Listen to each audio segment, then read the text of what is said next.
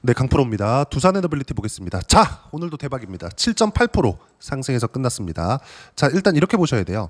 추세가 붙는 상황에서 언제 꺾일지는 모른다. 그리고 제가 계속 강조를 드리지만 고가를 잡으려고 하지 마세요. 이게 가장 중요합니다.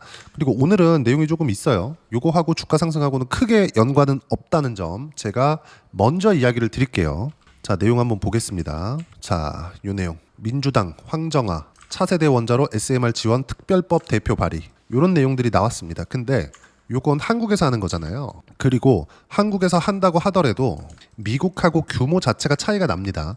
두산 에너빌리티가 뭐 엄청난 수혜를 입어요. 근데 엄청난 수혜를 입어서 이미 주가가 여기 4월 초 정도부터 시작해서 2만 원부터 지금 이미 6만 원 근처까지 올라와 있는 상황이잖아요. 그러면 이미 시가총액이 거의 10조 대부터 30조 대까지 올라온 상황이기 때문에 뭐 한국에서 원전을 민다고 해서 당연히 수혜를 입겠지만 지금 주가에서 영향을 받는다? 그건 아니에요.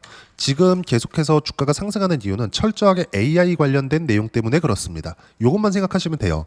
요거 말고 다른 부분들은 그냥 싹 다 무시하시면 됩니다. 예를 들어서 민주당에서 발의한다고 했다가 또 뭔가 뭐 지연되고 한다 안 한다 이런 내용이 도는 것 때문에 매도를 한다? 그거 하지 말라는 소리입니다. 무슨 얘기냐면 주가가 올라가는 데는 철저하게 미래 가치를 반영하고 지금 두산 에너빌리티가 올라가고 있는 것 그리고 여기 상태에서 시가총액 보세요. 13조에서 지금 시가총액 얼마예요? 35조입니다. 오늘 종가 기준이고요. 그러면 그냥 뒷자리 빼고 보자고요. 10조에서 30조까지 올라왔을 때 어때요? 3배 정도 주가 상승이 나온 건데 이렇게까지 주가 상승이 나오는 건 앞으로 성장성이 어느 정도 될지는 모르겠으나 우리가 봐야 되는 거 철저하게 미래 가치를 반영하고 있는 거다. 그리고 제가 비교를 하면서 반도체 관련돼서 이야기를 자주 드렸어요. 한미반도체 한번 보겠습니다. 한미반도체 대략 한 23년 초반부터 보면 주가의 가격대 10,000원 정도 되죠.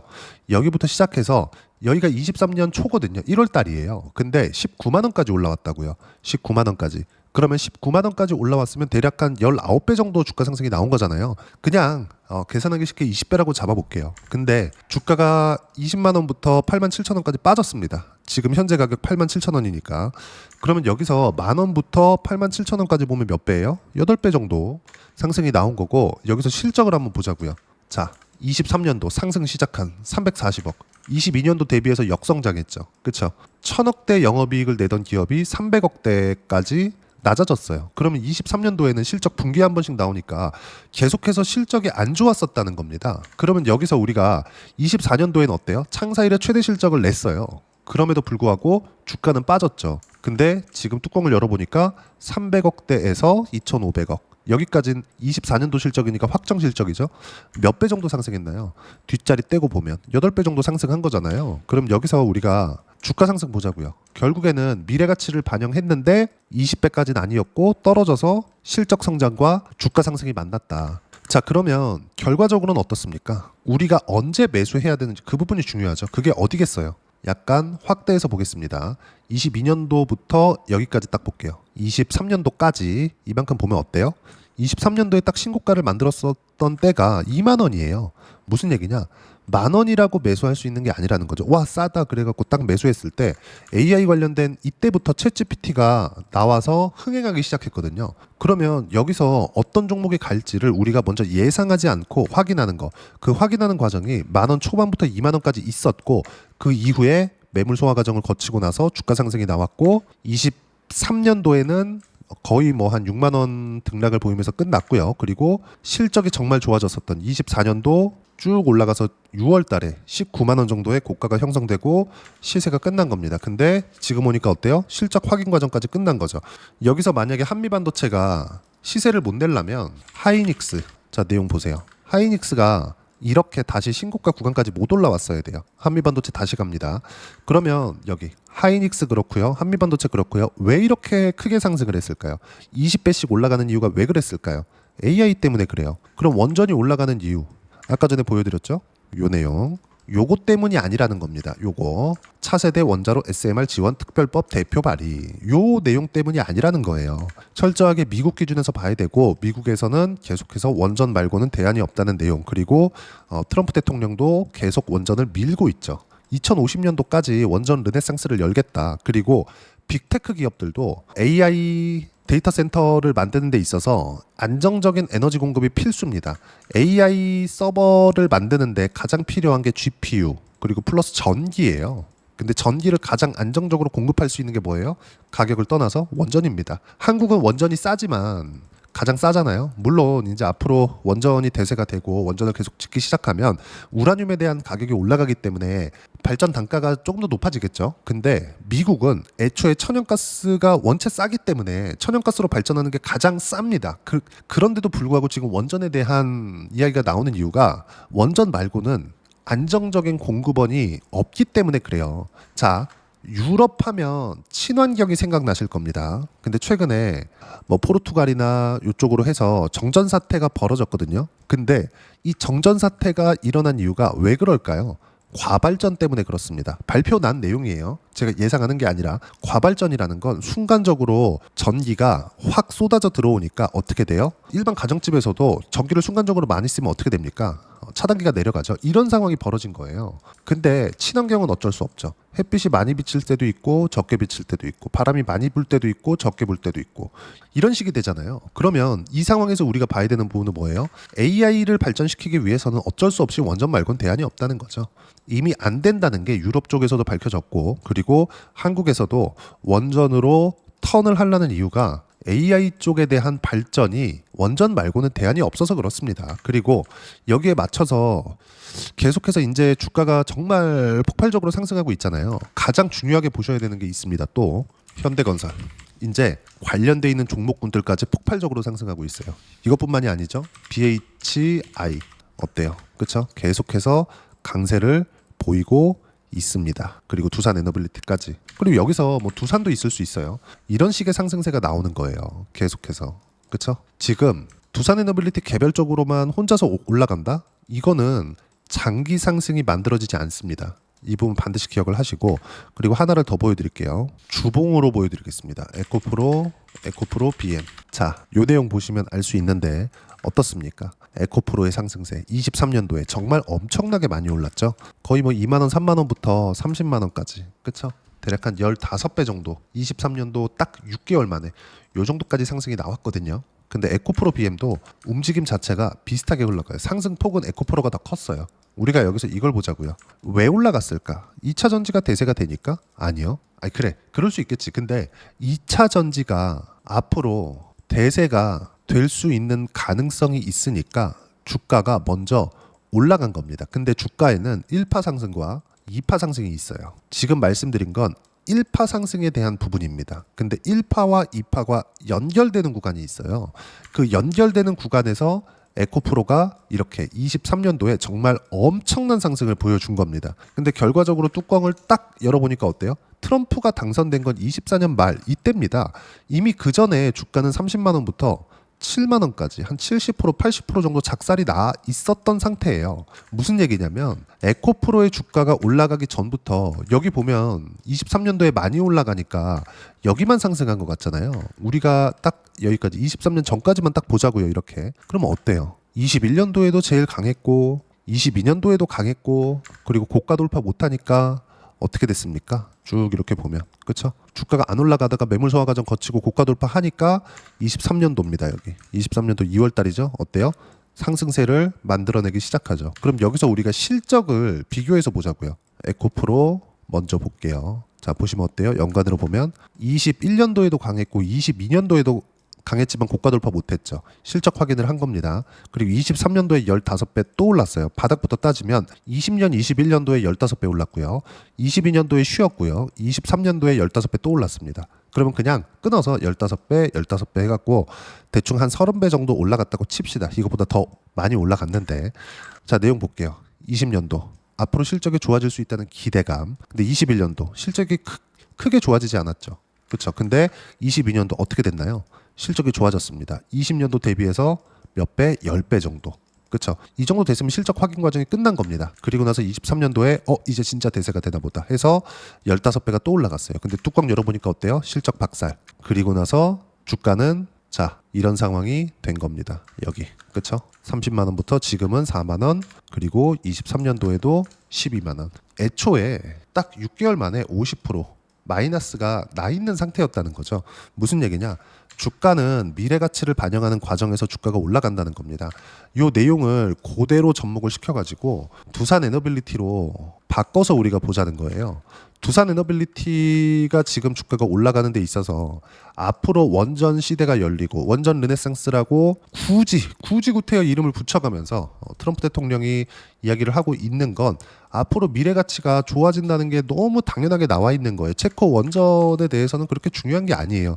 두산 에너빌리티가 올라가는 이유는 AI 때문이라고 제가 계속 강조를 드리고 있죠.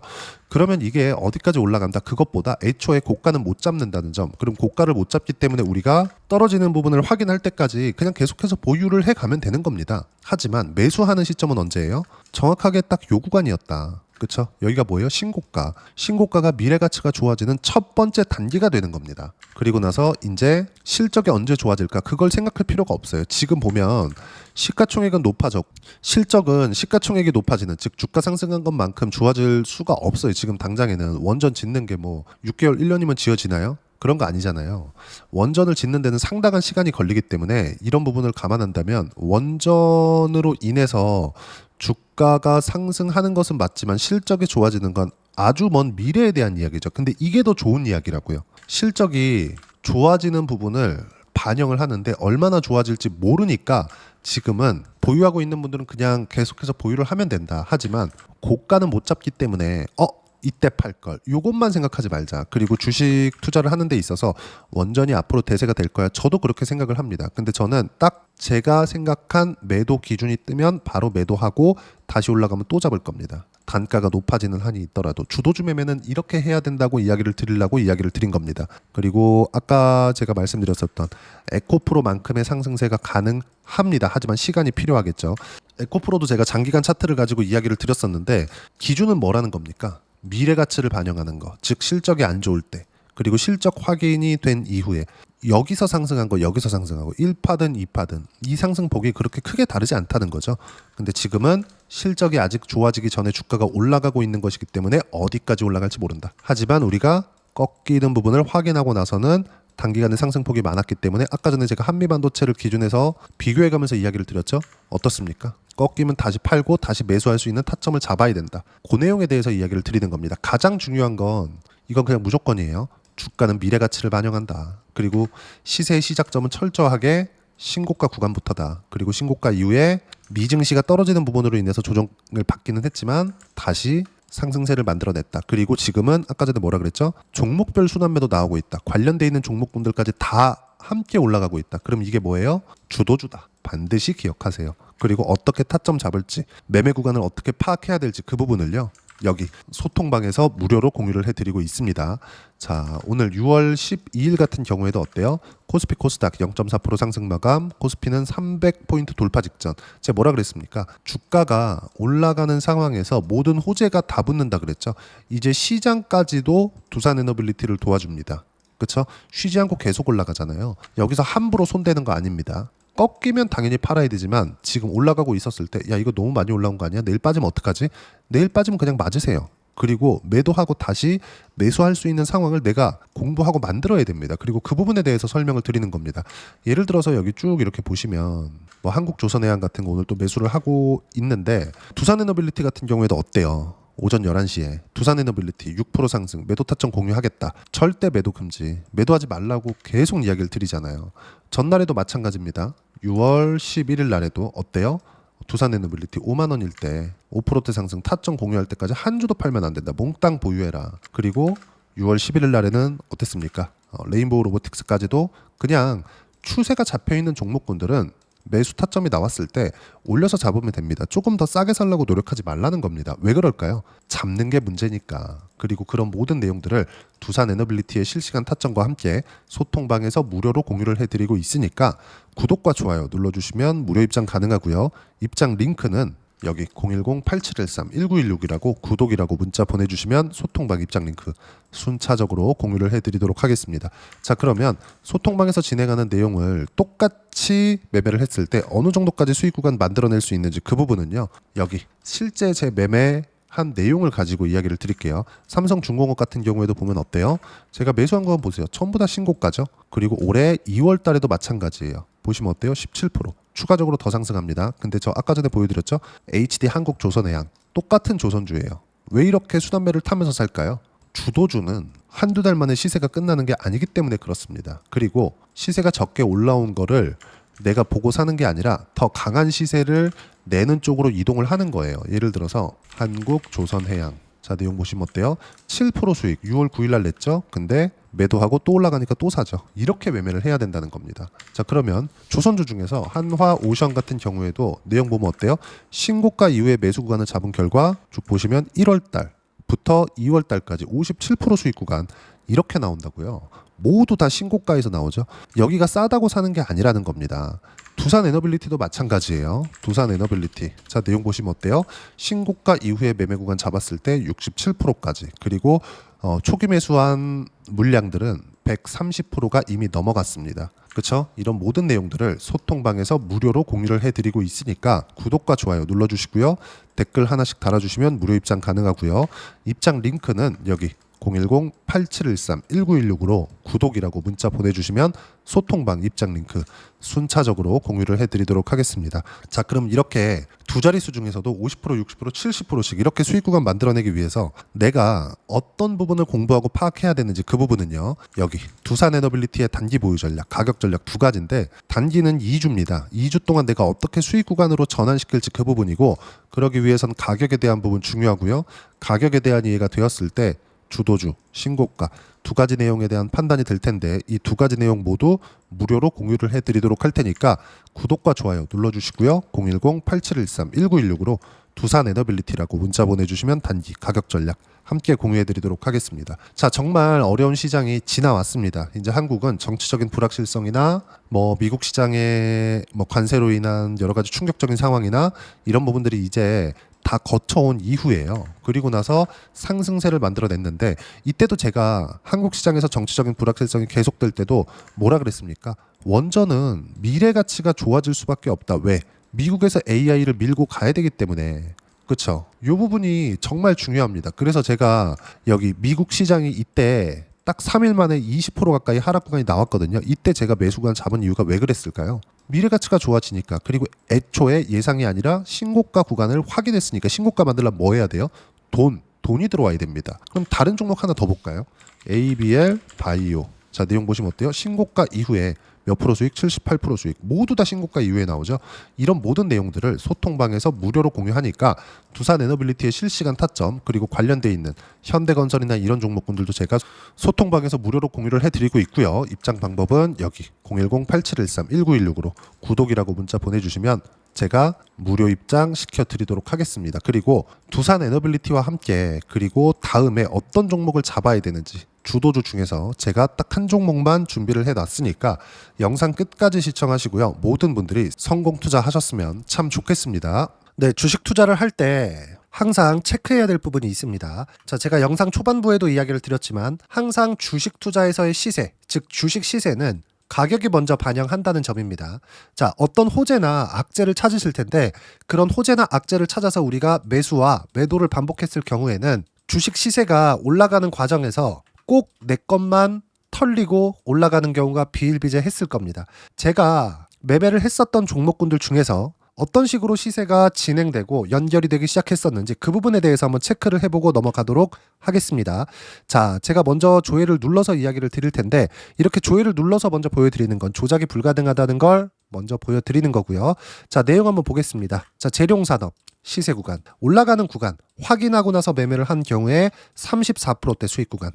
자, 다음 종목 한번 보겠습니다. 한화오션 신고가 이후에 다시 상승하는 구간 그리고 수익 구간은 57%까지 늘어나는 부분이 있습니다. 공통점이 있다는 겁니다. 먼저 돌려보면서 이야기를 드리도록 할게요. ABL 바이오. 자, 이것조차도 마찬가지죠. 시세 이후에 다시 큰 폭의 급등 구간 그리고 76%까지 시세 구간이 발생했다는 점. 어떤 종목이든 가격대가 올라가는 부분이 먼저 나왔다는 게 핵심 포인트예요. 자, 다음 종목 보겠습니다. 자, 자람 테크놀로지입니다. 어떻습니까? 이것조차도 마찬가지죠. 74.8%의 수익 구간을 냈는데 단 3일 걸렸습니다. 시세가 나왔었던 구간은 동일하게 신고가 이후에 발생했다는 점. 그리고 마지막으로 두산 에너빌리티.